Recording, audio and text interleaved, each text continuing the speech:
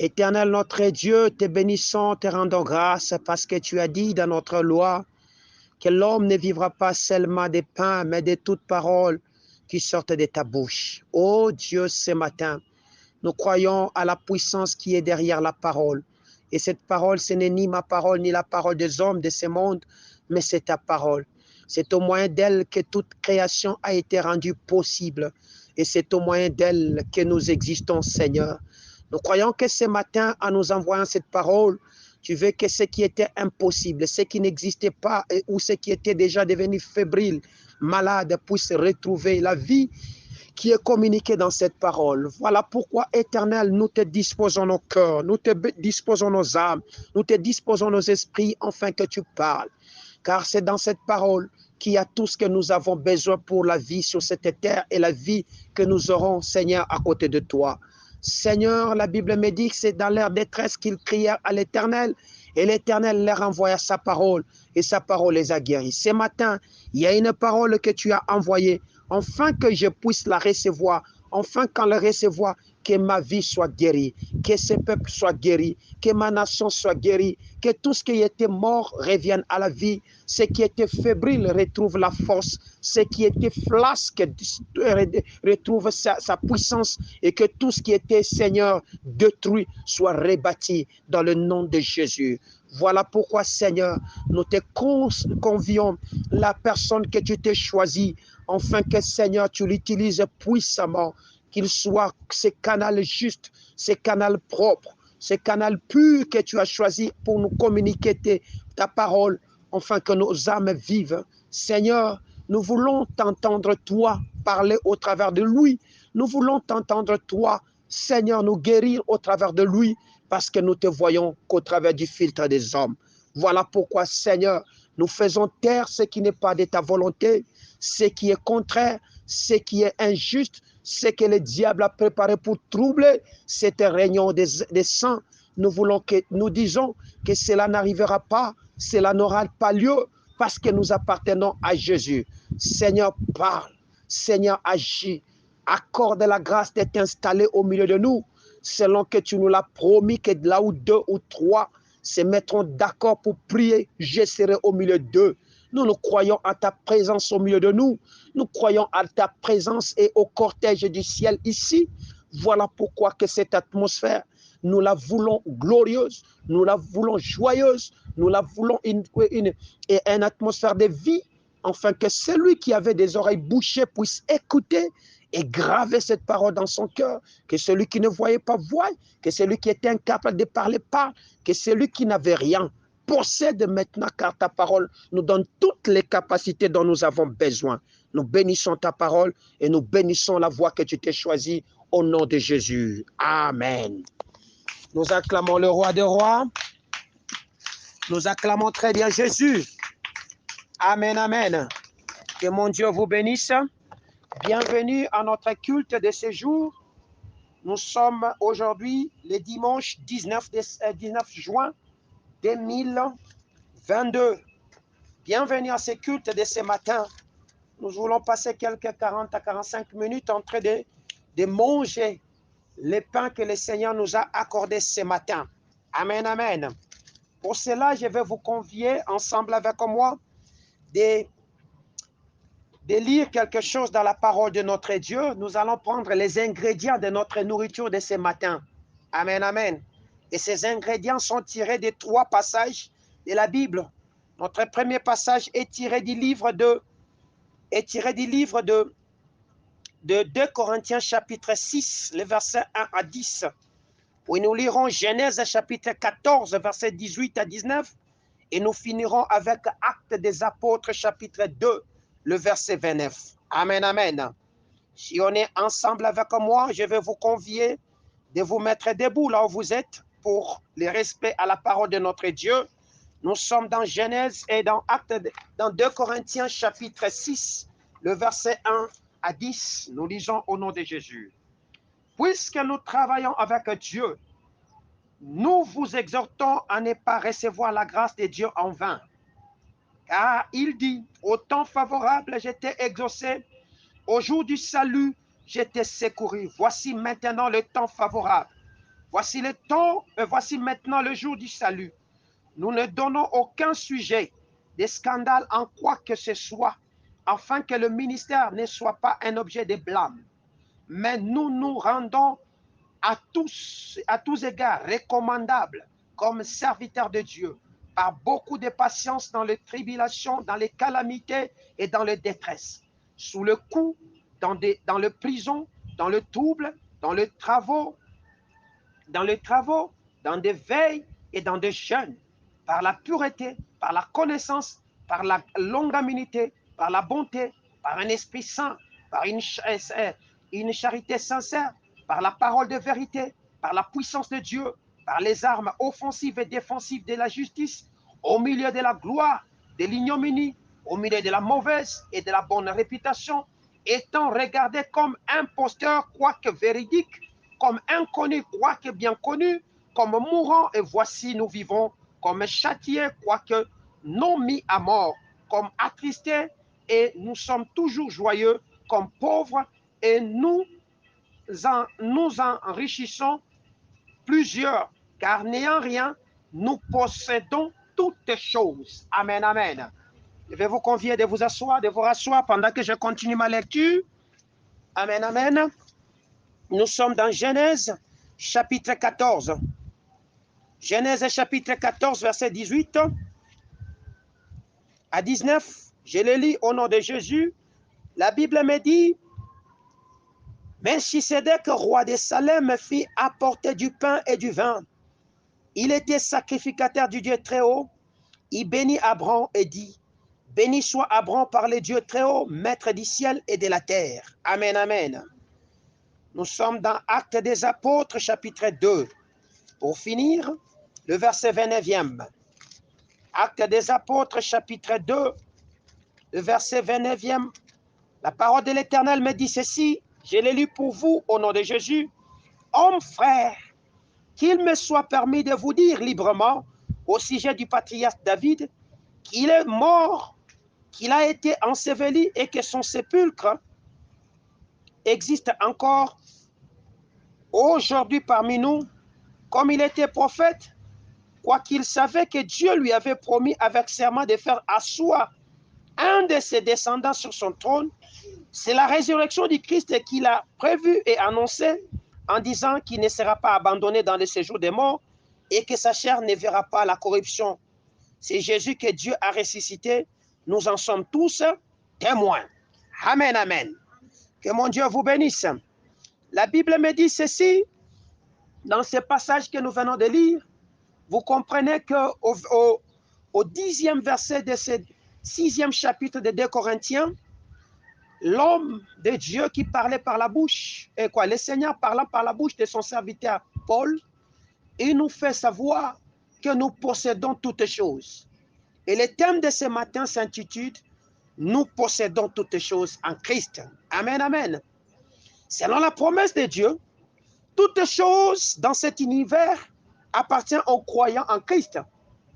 Mais pour y accéder, il y a des moyens que le Seigneur a mis en jeu, des mécanismes que le Seigneur a mis en jeu.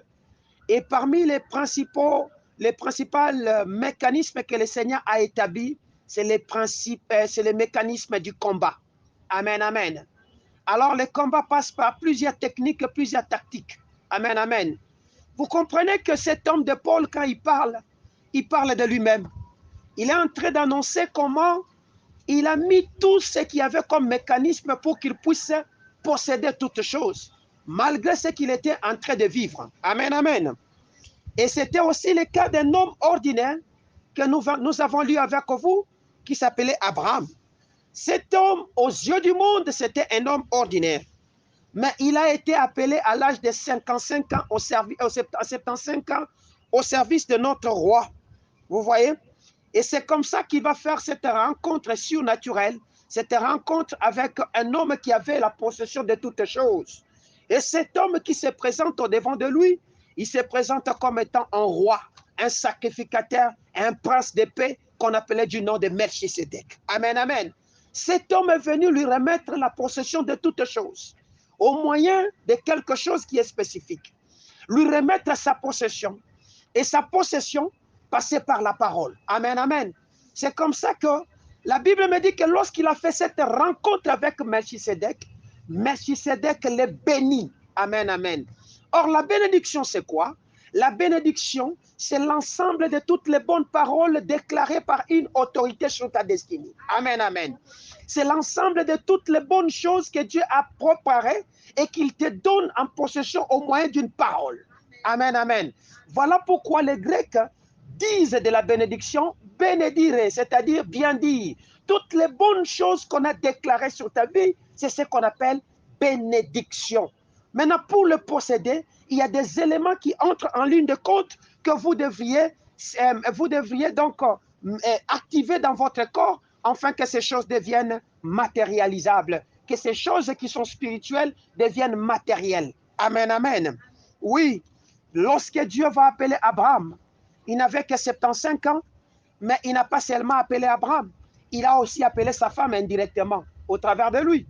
Parce que chaque appel, étant donné que l'homme Abraham n'était pas seul, il était marié, et que lui et sa femme devenaient un, nous croyons et nous disons que tous deux ont été appelés ensemble.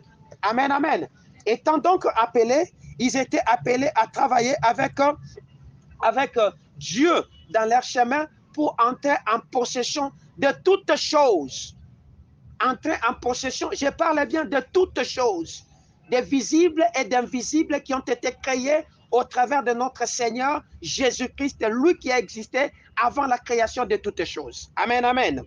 Oui, pour cela, il y a quelque chose qu'Abraham devait faire. La première des choses, c'est qu'Abraham devait se séparer de tout ce qui était étranger à cette possession.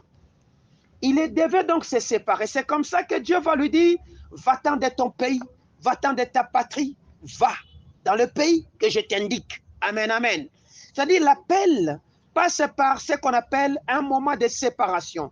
Et le moment de séparation, c'est ce qu'on appelle, le Seigneur est en train de vous émonder. Émonder, c'est-à-dire quoi? Couper ce qui est inutile à la vision et à l'appel que le Seigneur vous a fait pour que vous puissiez entrer en possession de ce à quoi il vous a préparé. Amen, amen. C'est comme ça qu'il devait partir de son pays. C'est-à-dire, assurément, c'était un lieu qui ne lui rendait et qui ne lui donnait absolument rien, qui ne lui donnait pas, le rendait pas facile, ne lui permettait pas d'entrer en possession facilement de ce que Dieu avait préalablement établi pour lui. Amen, amen. C'est comme ça que Dieu l'a émondé de ces terrains, l'a séparé, l'a mis à part. Amen, amen. L'a différencié, l'a soustrait, comme nous l'avons dit sous plusieurs définitions avant. Vous voyez, parce qu'il était d'abord étranger sur cette terre là-bas. Ce n'était pas une terre qui était à lui, c'était une terre étrangère par rapport à sa bénédiction. Amen, amen. Alors Dieu demande ainsi donc à tous ceux-là qui veulent le suivre, à ceux-là qu'il a engagés à son service, une séparation totale du monde, c'est-à-dire du péché. Amen, amen. C'est comme ça que lorsque Abraham a eu la victoire qu'il devait posséder, l'homme de Melchisedec, roi de justice, roi de paix, sacrificateur, va se présenter devant lui pour dire quoi? Il est venu proclamer la bénédiction, les bénir. En d'autres termes, il est venu activer, donc mettre la clé pour qu'il puisse posséder ce qui lui appartenait. Amen, amen. Je sais que tu as 10 ans, je sais que tu as 15 ans, je sais que tu as 20 ans, tu as peut-être 30 ans, mais Dieu peut activer la bénédiction qu'il a déposée sur toi en son temps. Amen, amen. Cela ne voit pas l'âge. Lorsque je vois la vie d'un serviteur qu'on appelait Samuel, il n'avait que 12 ans lorsque l'activation de sa possession a commencé. Lorsque le Seigneur a commencé à le faire entrer dans le mystère de son appel, il n'avait que 12 ans. Amen, amen. Je vois cet homme de Joseph, lorsque le Seigneur a commencé à le mettre sur son parcours de bonheur, il n'avait que 16 ans. Amen, amen. Lorsque je regarde dans la vie de David, il n'avait que 17 ans lorsque l'onction est arrivée sur sa tête afin de le préparer à posséder sa royauté. Je vois cet homme de Jésus, lorsqu'il a commencé son ministère, il n'avait que 30 ans. Donc cela ne dépend pas d'un âge pour te dire que tu n'es pas encore qualifié pour posséder ce que tu as à posséder. J'étais sur Internet hier quand je lisais que le plus jeune milliardaire de ce monde n'a que 25 ans. Amen, amen. C'est-à-dire que pour posséder les milliards, cela ne dépend pas de l'âge. Je peux le posséder à n'importe quel âge. Si cet enfant qui n'a que 25 ans peut devenir, être compté parmi les milliardaires sur cette terre, c'est-à-dire cela ne dépend pas de l'âge. Amen, amen. Oui. Les seigneurs, définissant, lorsqu'on définit les seigneurs, cet homme qui a tout, on le définit comme sacrificateur. C'est-à-dire que la possession passe par la sacrificature. Amen, amen. La possession passe par la sacrificature. Or, la sacrificature, c'est quoi? La sacrificature, en un mot, c'est dévouer à travailler pour. Amen, amen. Le Dieu qui vous a engagé, il a fait de nous un royaume, des sacrificateurs réunis autour de lui. Pour faire quoi? Pour servir à sa gloire, pour servir à ce qu'il a préparé. Amen, amen. C'est-à-dire, aussi longtemps que tu n'es pas encore, tu ne te laisseras pas entrer dans les carrés, dans les cercles des sacrificateurs.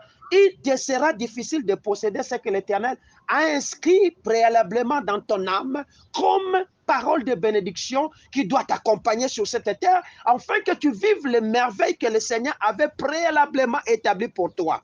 Est-ce que je suis ensemble avec vous? La deuxième des choses, on dit que c'était un roi de justice. Amen, amen. On le définit comme un roi de justice.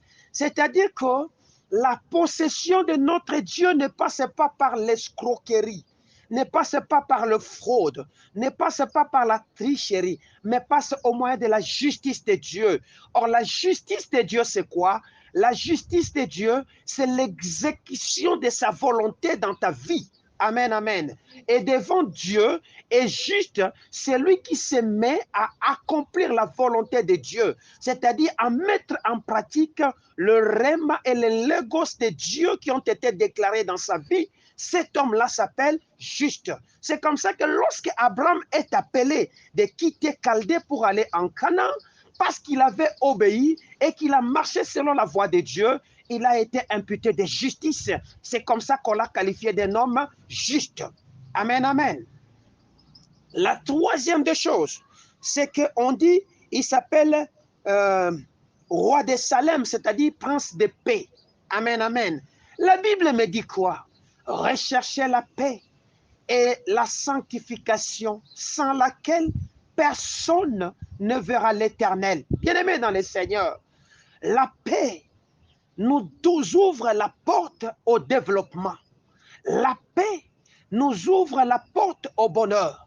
La paix nous ouvre la porte à la bénédiction surnaturelle que Dieu avait mis sur toi, qu'il a déjà déposée sur toi. Voilà pourquoi lorsque Jésus devait partir, Jésus dit, je vous laisse ma paix, je vous donne ma paix. Ce n'est pas comme la paix de ce monde. Amen, amen.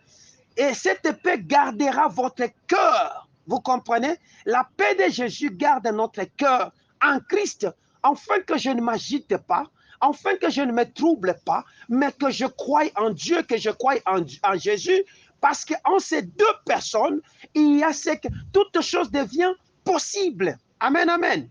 Je ne sais pas si je me fais comprendre, mais je crois que le Saint-Esprit va vous convaincre de ce que je suis en train de vous dire. Regardez au Congo aujourd'hui, parce qu'il n'y a pas de paix, il n'y a aucun secteur de notre vie sociale, notre vie professionnelle ou politique qui se développe à cause de quoi? De manque de paix. Amen, amen. Si dans ta maison, il n'y a pas de paix, tu ne posséderas pas. Si dans ton cœur, il n'y a pas de paix, tu ne posséderas pas. Si dans ta vie, il n'y a pas de paix, tu ne posséderas pas. Voilà pourquoi lorsque le Seigneur se présente devant Abraham, il ne se présente pas comme n'importe qui. Il se présente comme un juste. Il se présente comme le prince de paix. Il se présente comme le sacrificateur. Ce sont les trois choses que moi je dis qu'Abraham manquait. Amen, amen. C'est-à-dire, lorsqu'il vivait en Chaldée, il n'accomplissait pas la volonté de Dieu. Il était en train de faire ce qui était contraire à la volonté de Dieu. Il ne pouvait pas obéir aussi longtemps qu'il était dans ces pays là-bas. Voilà pourquoi Dieu l'a appelé à quitter. Et quand il a quitté, le Seigneur a compris qu'il a commencé à comprendre les notions de base de la justice. Et c'est comme ça qu'il a commencé à venir se révéler en lui. La deuxième des choses, c'est que le cœur d'Abraham n'était plus un cœur de paix parce qu'il voyait déjà son âge qui était dépassé. passait, il voyait qu'il était marié, sa femme ne donnait pas d'enfants, il voyait qu'il était vieux, il grandissait, les choses n'évoluaient pas. C'est comme ça qu'Abraham, hein, lorsque le Seigneur se présente à Abraham, il doit activer la paix, c'est-à-dire stabiliser les battements de son cœur pour lui dire, tu n'es pas encore vieux, ce n'est pas encore trop tard, et que moi, le créateur de toutes choses, je vais créer en toi un enfant, je vais créer en toi une postérité, une possession, et tu l'auras. C'est comme ça qu'il est venu se présenter comme prince de paix. Amen, amen. Et la troisième des choses, il a dit, aussi longtemps que tu resteras au service de ces dieux des Chaldées, de ces divinités de ce monde, tu ne posséderas pas. Tu es donc appelé à quitter ce cercle là-bas pour t'insérer dans le carré, dans le cercle de notre Seigneur et devenir un véritable adorateur. C'est comme ça que Jésus-Christ est venu. Il n'est pas venu chercher n'importe qui, mais il est venu chercher des vrais adorateurs, ceux qui font la volonté de Dieu, ceux qui accomplissent ce que Dieu dit. Bien-aimé, le Seigneur a dit, c'est le mois de la rétribution. Le Seigneur a dit, je vais payer à quiconque selon qu'il a semé, selon qu'il a travaillé. Vous posséderez lorsque vous serez au service de notre Seigneur. Amen, amen. Lorsque vous allez travailler pour la gloire de notre Seigneur. Mais si vous êtes en dehors de sa volonté, vous ne ferez absolument rien. Vous passerez à côté de votre bénédiction. Amen, amen. Voilà pourquoi vous avez besoin de garder votre cœur dans la paix. L'Esprit du Seigneur est en train de me ramener à un passage et je vais le lire avec vous. Nous sommes dans le psaume chapitre 100, le verset 2. Écoutez ce que la Bible dit par la bouche de son serviteur David. Il dit, servez l'Éternel avec joie, avec allégresse en sa présence. Amen, amen. C'est-à-dire que le service de notre Dieu, c'est fait par la joie.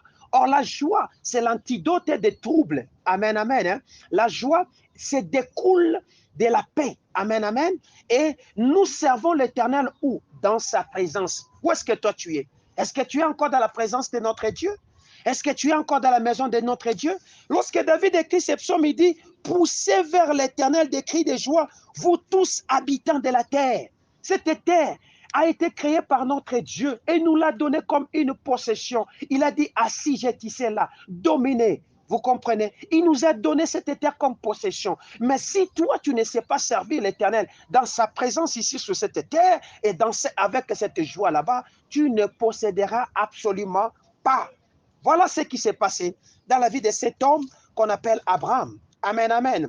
Parce que Dieu nous a donné toutes choses en Jésus-Christ, qui est l'élément fédérateur par lequel la création a été rendue possible.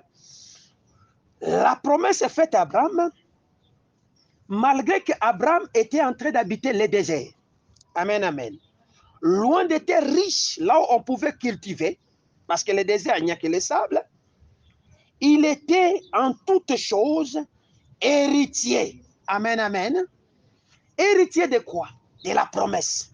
Donc, c'est la promesse qui active la vie dans le désert. Amen, amen.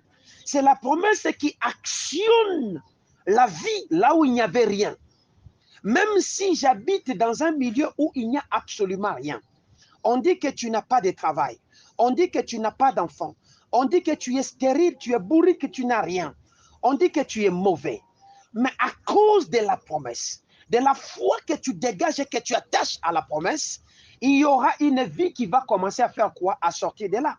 Parce que regardez aujourd'hui, le pays qu'a laissé Abraham à ses enfants, c'est un pays qui est envié de tout le monde. Ça continue à être un désert jusqu'à aujourd'hui, mais un désert stable, un désert béni, un désert riche. Vous comprenez pourquoi? Il y a une promesse à laquelle les peuples de Dieu, matérialisés par un homme qui s'appelle Abraham, est resté accroché. Toi, tu t'accroches à quoi?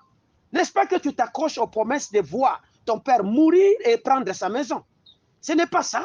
Parce que tu ne sais, tu n'as aucune garantie pour te dire que le jour que papa mourra, je vais prendre sa maison. Tu n'as aucune garantie. Ses oncles, ses grands frères, ses petits frères peuvent aussi venir reprendre cette maison pour dire que c'est la maison de notre frère, c'est la maison de notre petit frère. Donc, rien n'était garanti. Mais notre promesse est où? Notre promesse est en Jésus, dans sa parole. Amen, amen. C'est là qu'il y a notre promesse. Voilà pourquoi, lorsque cet homme de Josué doit posséder le pays de la promesse que l'Éternel avait faite à ses aïeux, il dit, il lui donne les secrets. Il dit que ce livre de la loi ne s'éloigne point de ta bouche. Tu la liras nuit et jour. C'est alors que tu auras du succès dans ce que tu veux entreprendre. Bien-aimé, je me répète encore, comme le dimanche passé. J'ai dit qu'aujourd'hui, nous sommes en notre 6e mois. Combien de jours tu as pris pour lire la parole de Dieu? Combien de temps tu passes? Tu peux passer 10 heures du temps devant TikTok. Tu peux passer 20 heures du temps devant WhatsApp. Même à l'église où tu es toujours en train de recevoir des messages. Mais tu as du mal à lire la parole qui te donnera du succès dans ce que tu es en train d'entreprendre. Et tu te plains de dire que Dieu n'agit pas. La Bible dit, et vous verrez de nouveau la différence entre ceux qui me servent et ceux qui ne me servent pas. Or, servir l'Éternel, c'est s'accommoder à mettre en pratique ce qu'il a dit dans sa présence. Amen, amen. Est-ce que je me fais comprendre? Tu as besoin de réussir, mets en pratique ce que la parole de l'Éternel nous dit. Amen, amen. C'est vrai que nous sommes pauvres aux yeux du monde. C'est vrai que tu es peut-être pauvre aux yeux du monde, aux yeux de tout le monde. Mais sachez que l'Église, corps du Christ, possède toutes choses, car nous sommes enfants du roi de Salem, enfants du roi de justice, enfants du souverain sacrificateur. Et il a fait de nous des sacrificateurs autour de lui. Donc, ta pauvreté matérielle, que cela ne t'effraie pas, parce qu'il y a une promesse en toi qui te fait un riche. Amen, amen. Ces contrastes-là n'est pas compris de ceux qui sont du dehors. Ces contrastes ne sera jamais compris de ceux-là qui ne servent pas Jésus. Mais ceux-là qui connaissent Jésus, des pauvres qu'ils sont, ils savent qu'ils sont riches. Amen, amen. Amen, amen. Et même nous sommes croyants et héritiers de toutes les promesses spirituelles et matérielles. Nous devons donc en toutes choses faire quoi? Combattre. Amen, amen. Combattre pour posséder. Voilà pourquoi je vous convie de lire quelque chose. Écoutez ce que la Bible dit dans Matthieu chapitre 21, verset 21. Il dit ceci. Je veux qu'on le lise et que je ne le répète pas, mais qu'on lise carrément. Écoutez ce que la parole me dit. Matthieu 21, 21. La Bible me dit ceci. Au nom de Jésus, Jésus leur répondit. Je vous le dis en vérité, si vous aviez de la foi et que vous ne doutez point, non seulement vous feriez ce qui a été fait à ces figuiers, mais quand vous direz à cette montagne, ôte-toi de là, jette-toi dans la mer, cela sera fait. Tout ce que vous demanderez avec foi par la prière, vous la recevrez. Amen, amen. C'est Jésus qui était en train de parler à ses disciples qui venaient de voir un miracle. Il y a quelques jours qu'il venait de passer à cet endroit où Jésus avait maudit un arbre. Et lorsqu'il rentre à cet endroit, il trouve cet arbre totalement sec, de la tête jusqu'aux pieds. L'arbre ne portait plus de fruits, c'était devenu presque un bois qu'on devait juste couper et jeter au feu pour bénéficier de sa chaleur. Amen, amen. Et ils étaient étonnés. Le Seigneur leur a dit, si vous avez de la foi, vous allez faire ce que j'ai fait. Mais vous ne ferez pas seulement cela. Mais vous pouvez même dire à toute une montagne, ôte-toi de là, jette-toi dans la mer. Et cela vous sera, comment? Accordé. Parce que tout ce que vous demanderez avec foi dans la prière, il vous sera accordé. Est-ce que tu as encore la foi? Parce que Christ te pose la question, lorsqu'il viendra, trouveras-tu encore la foi sur la terre? Bien-aimé dans le Seigneur, ce qui te manque aujourd'hui pour posséder, c'est la foi. Si tu ne possèdes pas, c'est parce que tu n'as pas la foi. Or, la foi, c'est le premier des éléments qui était dans cet homme qu'on appelait Abraham, qui a fait cette rencontre avec le roi de Salem, le créateur de toutes choses, celui qui a tout. Cet homme-là avait la foi. Et lorsqu'on a libéré la parole de bénédiction sur lui, cet homme a reçu cette parole avec foi. C'est comme ça qu'Abraham est lu aujourd'hui comme un livre d'histoire. Il est déclaré, il est accepté comme étant le père de la foi. Amen, amen. À cause de la foi. La Bible me dit dans Romains, le juste vivra par sa foi. Est-ce qu'il y a encore la foi en toi? Les justes, c'est qui? Ce sont ceux-là qui mettent en pratique la volonté et la parole de notre Seigneur. C'est là que Dieu a sorti, c'est là que Dieu a soustrait, a mis à part comme c'était dit dans Malachie. Il nous a retranchés. Les résidus de ceux-là qui continuent encore à croire que tout est possible à celui qui croit. Amen, amen. Ces gens là-bas, parce qu'ils ont la foi, même devant une montagne de souffrances, montagne de complications, montagne de difficultés, vous allez posséder. Pourquoi? Parce que c'est la foi qui triomphe des choses de ce monde. C'est la foi qui vient vaincre tout ce que nous avons comme tracasseries, souffrances et difficultés. Amen, amen. Les démons sont fuis devant la foi. Les diables fuient par la foi. En réalité, ton combat, c'est le combat de la foi. Dieu a besoin de la foi. Les diables viennent détruire la foi. C'est ça le résumé de tous les combats que les diables te mènent aujourd'hui. Si tu continues à croire que même si on me combattait par un sorcier, même si on venait la nuit pour chercher à m'étrangler, et que tu affermissais ta foi en continuant à croire que ce corps peut se détruire, mais je vivrai, tu ne mourras pas. Jésus avait la foi. C'est comme ça que malgré que son corps était flagellé, son corps était détruit, il disait, je crois que détruisait ce temple, 3 jours après, il sera comment? Rebâti. Et 3 jours après, nous avons vu Jésus sortir du tombeau indemne. Son corps était très sain et il était en train de vivre triomphalement. Amen, amen.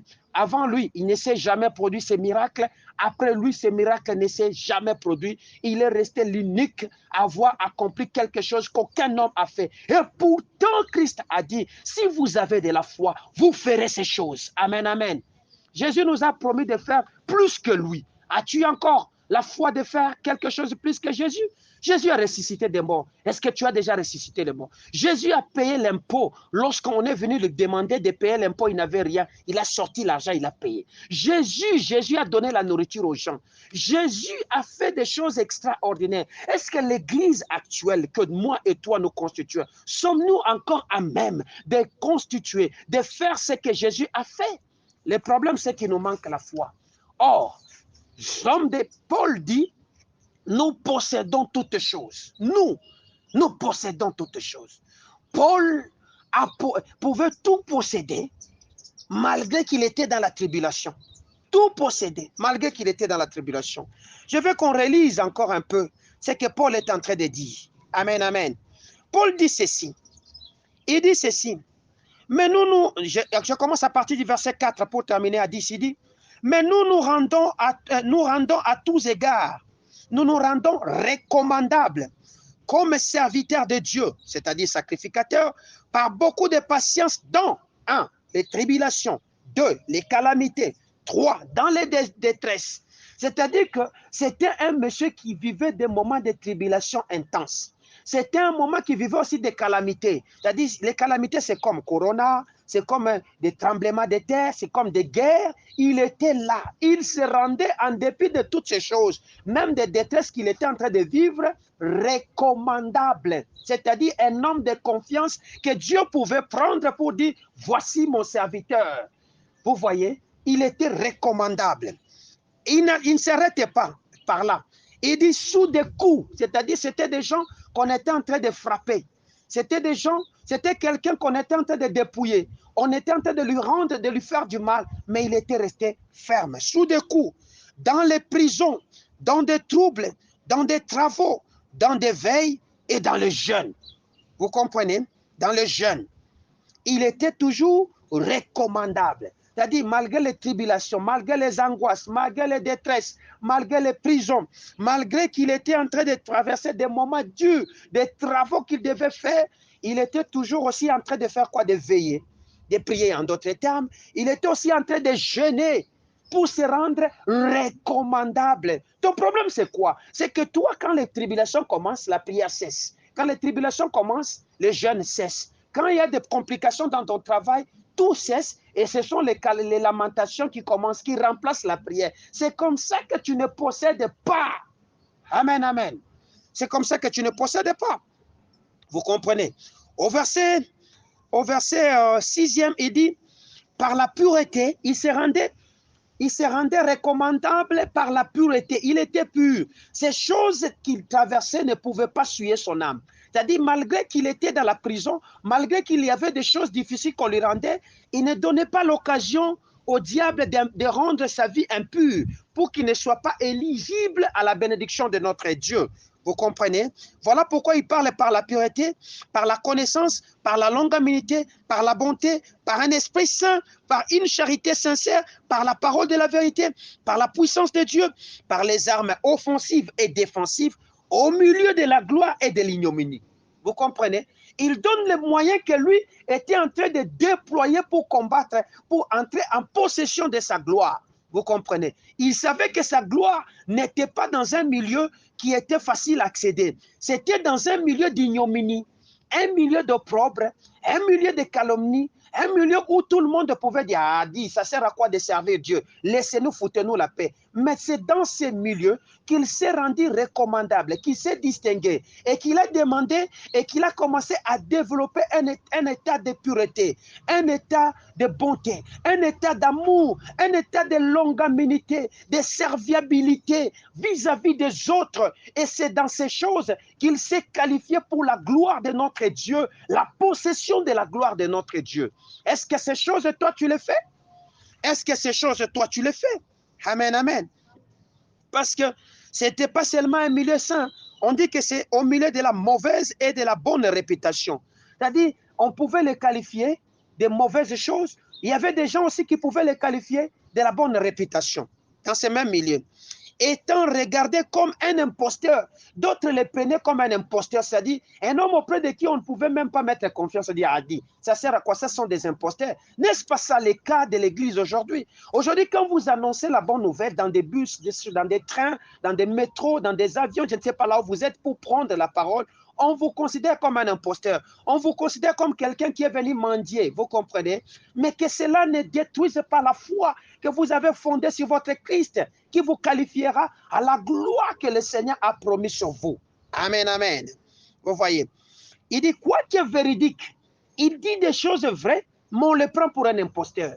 Je connais des gens, ils sont placés là-bas, on se confie à eux, quand ils donnent des réponses, les gens pensent qu'ils sont en train de mentir. Même si les choses s'avèrent vraies, ça s'accomplit, mais on ne croit pas, alors qu'ils sont ils sont dans la vérité. Vous voyez, on les prend comme des inconnus, bien qu'ils sont connus. Hein? On les prend comme des inconnus, comme ils sont inconnus. On les prend comme un mourant, alors qu'ils sont vivants. On les prend comme des châtiés, quoi qu'ils sont mis à mort, vous comprenez, attristés, mais ils étaient toujours joyeux. C'est-à-dire, ils avaient plusieurs occasions que des choses venaient pour attrister leur cœur, mais il était toujours joyeux. C'est comme ça que le même Paul, quand il écrit dans 1 Thessaloniciens chapitre 5, le verset 16e, il dit, soyez dans la joie. Lorsqu'on vous outragera, Pierre complète, il dit, soyez dans la joie, au nom de Jésus-Christ. Amen, amen. C'est-à-dire, notre possession, nous la possédons, notre richesse, nous la possédons dans la joie. Amen, amen. C'est comme ça que je vous ai lu, c'est que David était en train de dire, dans le psaume 100, le verset 2, nous servons l'Éternel dans la joie. Amen, amen. C'est pourquoi? Parce que nous vous avons déjà parlé du mystère de la joie comme étant, c'est celle que nous jetons dans l'espace nébuleux des difficultés que nous avons et qui dégage le ciel afin que tu puisses posséder. C'est la joie. Amen, amen. Parce que là où il n'y a pas de joie, là où le cœur est triste, là où le cœur est malade, on n'entre pas en possession de ce que l'Éternel avait déclaré pour ses enfants. Amen, amen. C'est-à-dire, en un mot, le combat d'Abraham se résume dans la foi. Abraham a combattu pour posséder par la foi. Mais Paul nous en donne beaucoup de moyens d'autres que je peux résumer même en 4 ou 5 catégories. Je venais de vous les lire. Amen, amen. Il était en train de veiller, il était en train de travailler, il était en train de jeûner, malgré qu'il était mis à mort, malgré qu'il était flagellé, il était outragé, on le prenait comme un imposteur, il était là. Amen, amen. Malgré qu'on l'imposait des travaux spirituels, des travaux manuels, hein, il voyait par cette dernière la subsistance, c'est-à-dire il pouvait vivre. Amen, amen. On dit que Paul, pour posséder, il a dit, il a aussi donné une notion fondamentale. Et cette notion fondamentale qu'il a déclenchée, c'était la connaissance. Bien-aimé, tu ne peux pas posséder sans la connaissance. C'est-à-dire, tu es là toujours en train de dire, je prie au nom de Jésus, je prie. Mais tu pries sur base de quelle connaissance? Tu pries sur base de quelle parole? Prier, c'est remettre à Dieu ce qu'il a dit. Amen, amen. Donc, voilà pourquoi il a dégagé l'aspect de la connaissance dans son discours. Or, la connaissance ici signifie quoi? La connaissance que Paul était en train de dégager, c'était en réalité résumé par le fait de voir clair les choses. Amen, amen. De posséder une vision claire et pratique des hommes et des choses. Amen, amen. Aussi longtemps que vous n'avez pas une vision claire, alléluia, de ce que vous voulez faire, une vision claire des hommes avec qui vous devez vous associer, vous ne saurez pas posséder ce à quoi vous êtes en train de travailler et avec ces hommes là-bas. Vous ne posséderez absolument rien. Amen, amen. C'est pour dire quoi? Tu as construit une entreprise, tu as bâti ton empire économique, je ne sais pas. Regarde, étudie très bien les hommes avec qui tu vas faire des partenariats, des associations. Si tu veux posséder ce que tu t'es mis en tête comme vision, sinon tu ne les connais pas. Ces gens-là peut-être ils te connaissent mieux. Ils viennent avec non pas l'objet de t'aider, mais de t'enfoncer, de te détruire. Amen, amen. Abraham ne connaissait pas la vision de Lot. Il est allé s'associer avec Lot. Or, Lot n'était qu'une force de présentateur autour d'Abraham. C'est comme ça que, même si Lot ne faisait pas du bruit, mais le bruit qui accompagnait Lot s'est dégagé autour des serviteurs de Lot, jusqu'à ce qu'Abraham en avait marre. Il lui a dit, nous devons nous séparer. Amen, amen.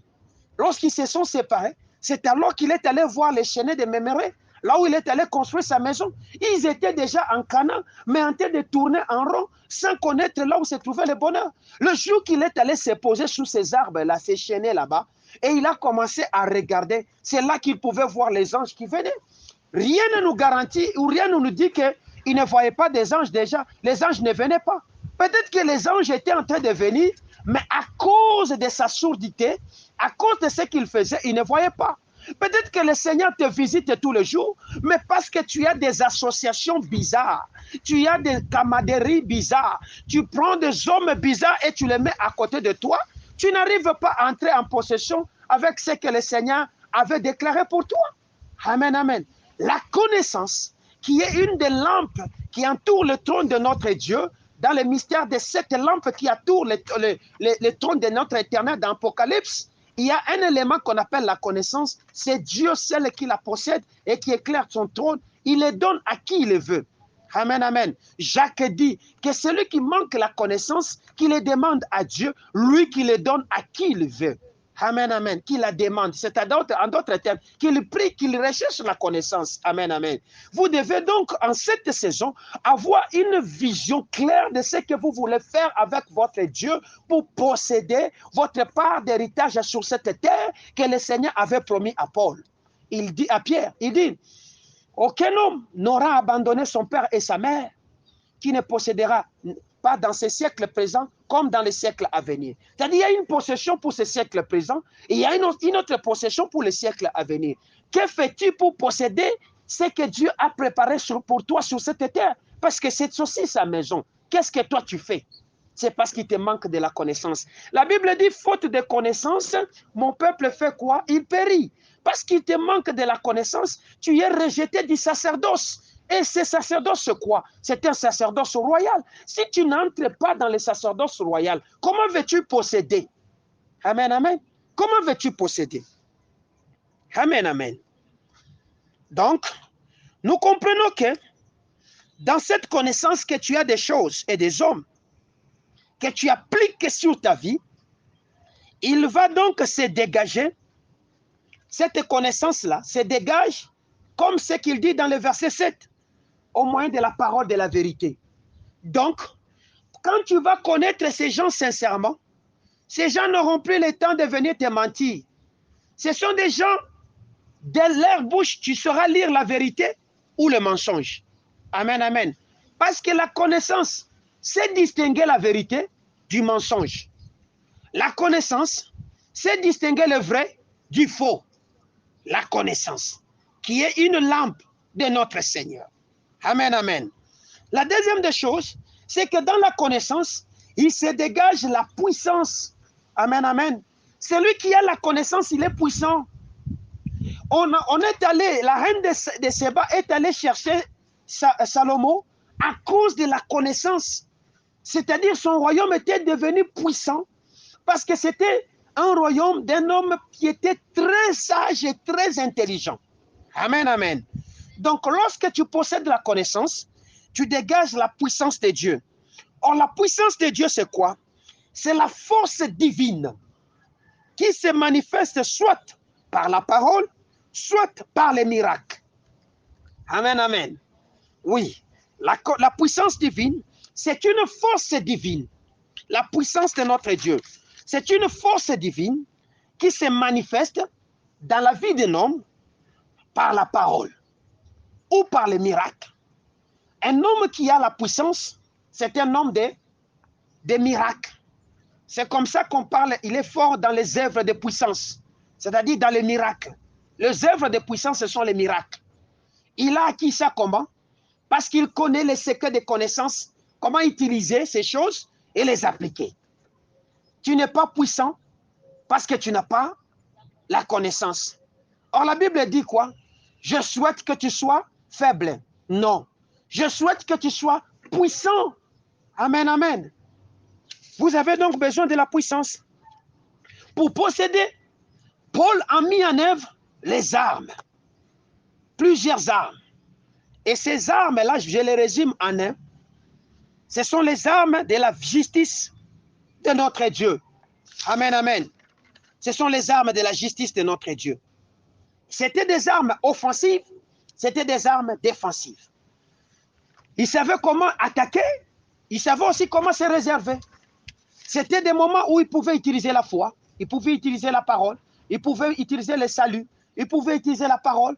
Vous connaissez ces choses dans Ephésiens chapitre 6, le verset 11. Amen, amen. Lorsque vous allez utiliser ces choses, c'est alors que vous entrerez en possession de tout ce que l'Éternel nous a donné. Amen, amen. Car Paul dit, nous possédons. Ce n'est pas dit que nous posséderons. Nous les avons déjà. Ce n'est pas au futur, ni au passé antérieur, mais c'est au présent. Nous possédons.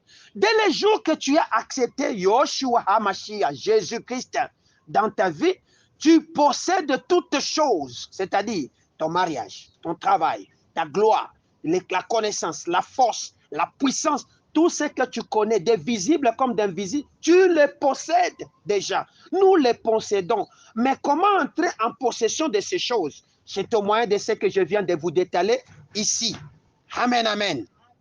Amen, amen. Oui, c'est vrai que nous sommes des enfants de Dieu au milieu d'un monde qui est énigmatique. Hein? C'est-à-dire, le monde ne nous comprend pas. Nous sommes devenus comme des énigmes. Ces gens-là, ils disent, oui, mais voyez-moi ces gens qui disent qu'ils ont la richesse, mais ils n'ont rien. Parce que ces choses, c'est un secret, c'est un code, c'est un mystère pour eux. Mais c'est une vérité et une réalité pour nous. Et nous seuls, nous savons comment les posséder. Dans ma maison, mes enfants seuls par où comment entrer et comment sortir. Lorsque j'envoierai un visiteur, va me prendre tel élément, il ne saura pas parce que ça sera pour lui un énigme. Amen, amen. Mais les enfants connaissent que papa entre par ici.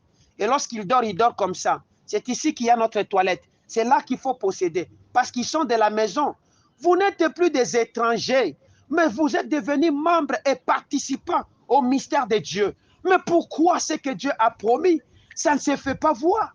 C'est parce qu'il vous manque la connaissance. C'est parce que vous n'utilisez pas les armes offensives et défensives. C'est parce que vous ne savez pas veiller et prier. C'est parce que vous n'avez peut-être pas la vérité.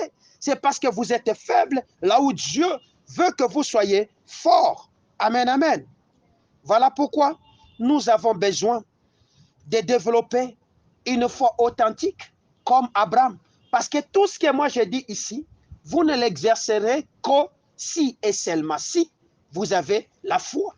Vous ne pouvez pas défendre quelque chose. Vous ne pouvez pas attaquer ou combattre quelque chose dont vous n'avez pas la connaissance, dont vous ne croyez pas à vos capacités de vaincre ces choses. On croit à ces capacités, c'est revenir à croire à la force que Dieu vous a donnée en disant que je ne suis pas seul. Amen, amen. Lorsque Élisée et son serviteur se retrouvent être oppressés, attaqués, Élisée qui connaissait qu'il était gardé par une myriade des armées, il n'avait pas à se craindre. Mais son serviteur craignait parce qu'il n'avait pas la connaissance de sur quelle base il se tient. Amen, amen. Ah, bien-aimés dans le Seigneur, je veux qu'aujourd'hui, cesse en vous le doute, la crainte, la peur de la vie et du futur pour dire que qu'est-ce que je serai? Parce que tu possèdes déjà tout. Amen, amen. Tu as tout ce que Dieu a dit que tu devais posséder. Tu as tout ce que Dieu a dit que tu devais avoir sur cette terre. Mais ton problème, c'est qu'il faut savoir utiliser les éléments afin de les mettre en action, afin que tu puisses posséder. Amen, amen. Je conclue par ceci, ce qui a été dit dans Abias, chapitre 1er. La Bible dit, le salut sera sur la montagne de Sion et Jacob reprendra sa possession. Amen. Je personnifie. Le salut sera dans la maison de l'Éternel et les chrétiens reprendront leur possession. Amen, amen. C'est-à-dire que ta possession, elle est reprise, elle est acquise lorsque tu te tiens, pas n'importe où, mais dans la présence de Dieu. C'est comme ça que David dit, je suis dans la joie de servir l'Éternel dans sa maison, dans sa présence. Psaume chapitre 100, le verset 2. Amen, amen. Tu ne vas pas posséder dans un milieu de bars, dans un milieu de prostituées, des ivrognes. Voilà pourquoi, pour que Israël possède sa gloire, Dieu dit, sortez du milieu de vous, mon peuple, ne touchez pas à ce qui est impur. Amen, amen. Parce qu'il savait que la possession, c'est un domaine qui passe par le toucher. C'est-à-dire, je vais palper une réalité entre mes mains. Je vais toucher à quelque chose. Mais si mes mains sont déjà impures, je n'arriverai pas à posséder. Amen, amen. Est-ce que tu es encore dans cet état de pureté? Paul nous le dit, il s'est gardé pur pour être recommandable. Dieu ne peut pas te recommander qu'on te prenne ministre si tu es impur. Toi, tu es en train de passer tout ton temps dans les ododos, dans des bois, boire des choses, je ne sais pas, tu bois de tout ce qui est mauvais. On te connaît dans la ville comme un ivrogne. On te connaît dans la cité comme un impudique. On te connaît comme un voleur, un criminel. Mais tu crois qu'un jour, tu deviendras un ministre. Tu crois qu'un jour, tu deviendras président. Tu crois fermement que ça ne viendra pas parce que tu n'es pas recommandable. Tu n'es pas pur. Paul disait, nous nous gardons pour être recommandables.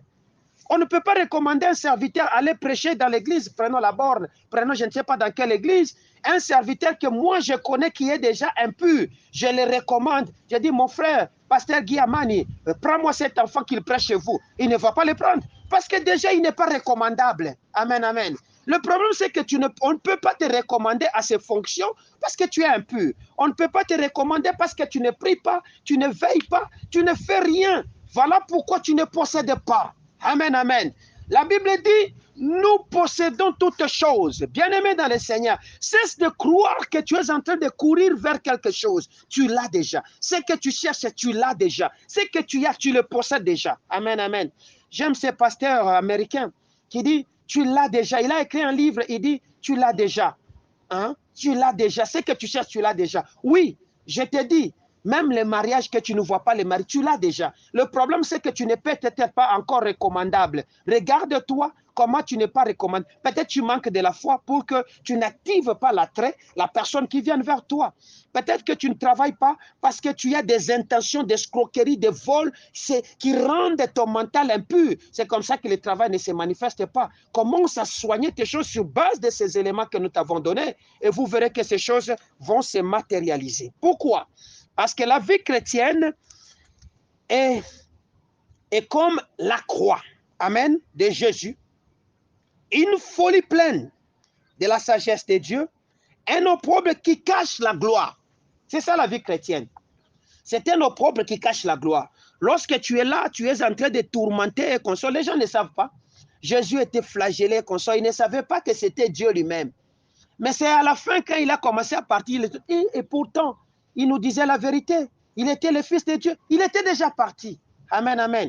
Oui, c'est ça la vie chrétienne. On peut te calomnier, on peut t'injurier. C'est dans des douleurs, dans des souffrances, dans des prisons que Paul a été qualifié. On parle de Paul comme étant un puissant serviteur de Dieu qui a écrit presque la moitié des Nouveaux Testaments à lui seul, vous connaissez.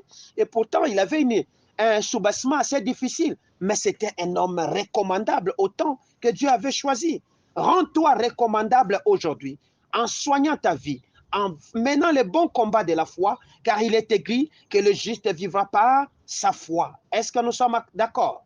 Est-ce qu'on peut acclamer Jésus? Nous possédons toutes choses en Jésus-Christ. Que mon Dieu